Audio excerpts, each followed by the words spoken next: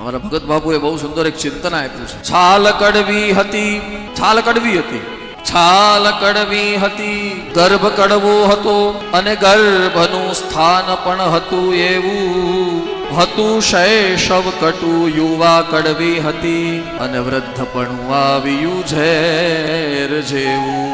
હા, એની છાલ કડવી હતી, અંદર જે ગર્ભ હતો એ કડવો હતો અને એ ગર્ભ જ્યાં પાક્યો એ સ્થાન પણ કડવું જ હતું. લ્યો, એ નાની હતી એટલે કે હતું શૈશવ કટુ, યુવા કડવી હતી અને વૃદ્ધપણું આવ્યું ઝેર જેવું. જે હવાવી હતી, જે વાવી હતી એ હલટકી હતી, જે હવાવી હતી એ હલટકી હતી.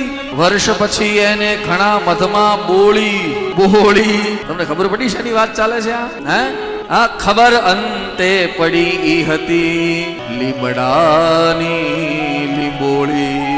લીમડાની લીંબોળીને તમે 6 મહિના મધમાં રાખો તો ફરક પડે નહીં. કૂતરાની પૂંછડીને પ્લાસ્ટિકના પાઇપમાં નાખીને 2 મહિના બાંધી રાખો તો કઈ ફરક પડે? તમે ના શું કામ પાડો છો સાહેબ? ફરક પડે. 2 મહિને પાઇપ વાંકો થાય પણ પૂંછડું સીધું ન થાય સાહેબ. આ હું કઈ લીંબોળીની વાત કરું છું? હે, કવિ કઈ લીંબોળીની વાત કરે છે? હા, હાલતી ચાલતી 5-5 ફૂટની ઘણી બધી લીંબોળીઓ હોય. હા, એની આ કવિ એની વાત કરે છે સાહેબ.